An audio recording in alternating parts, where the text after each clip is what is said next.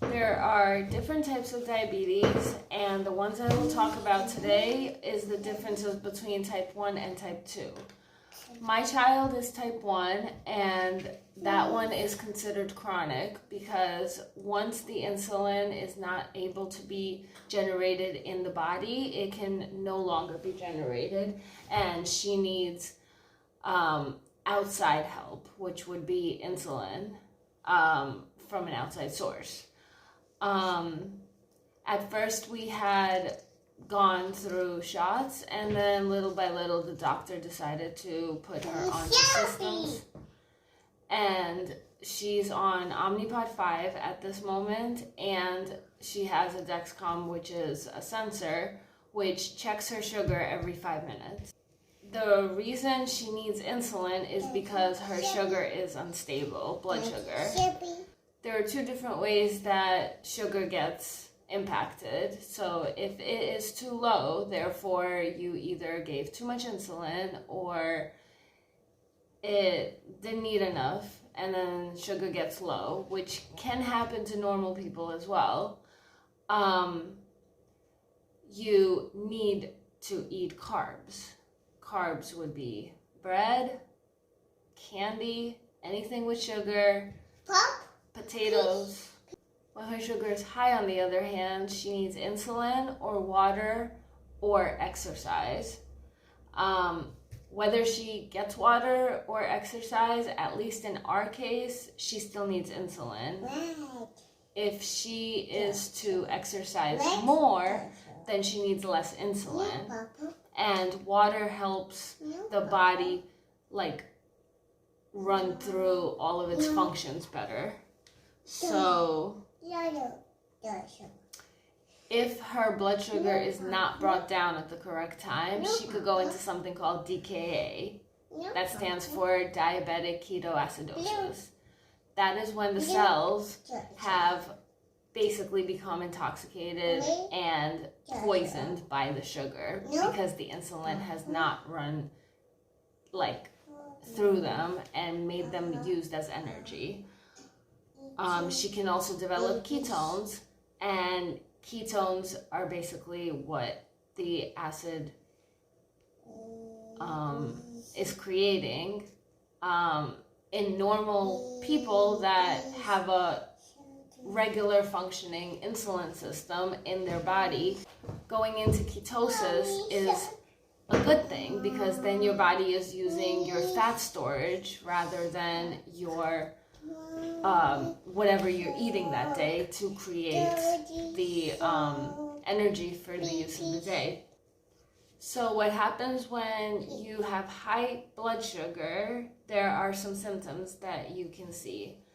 In my case, for example, I didn't know the symptoms. So she was peeing a lot, it was filling up her diaper.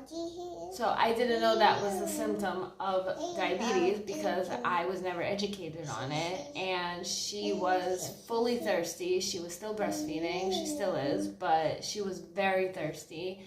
And the thing that I saw, because I had eyes on her like a hawk, was that her lips started getting very, very chapped in the morning, and she was breathing incorrectly through her stomach as opposed to her chest, and just subtle symptoms that just she wasn't acting like herself. So I knew something was wrong. And when her sugar went just as high months later, she didn't have those symptoms. So on that moment, I would have not known. I would have just gone straight through the day. Sometimes when you have high blood sugar, you start having a vomiting spell or throwing up, or you start getting delusional. And at that time, it is very important to either make sure that there's insulin in the system and it is working. For example, if the pump is actually pushing insulin into the system. In our example, sometimes the pump doesn't work. Sometimes there's a leak. Sometimes it's very rare, but you have to go through all of the troubleshooting, basically like a computer system. And once you run through every single thing on the list, and then you see that, okay, I gave her insulin, I gave her shots, which would definitely work, unless it's like an expired pen that gives shots. In these cases, if you cannot do anything, it is very important to call the doctor, because that would be considered either a sick day or an emergency, whether you did all that you could. And if the insulin isn't helping, the doctor will either let you know, or you could go to the nearest ER and to get additional help. And I don't know as much about type 2 diabetes, but I know that with type 1, it is a matter of speed. Like, you have to be just on top of it as soon as you could to make sure that you get better quicker. I hope this video helped in any kind of way. This is just our experience. I'm still learning, so I'll make some additional videos of whatever else I learn. If anybody has any questions, you can ask me in the comments. Please subscribe. Please, thank you for your support. And anything else, I'm just going to be making at least a few videos on diabetes from what I'm learning and our journey as a family. So yeah, thank you and have a good day.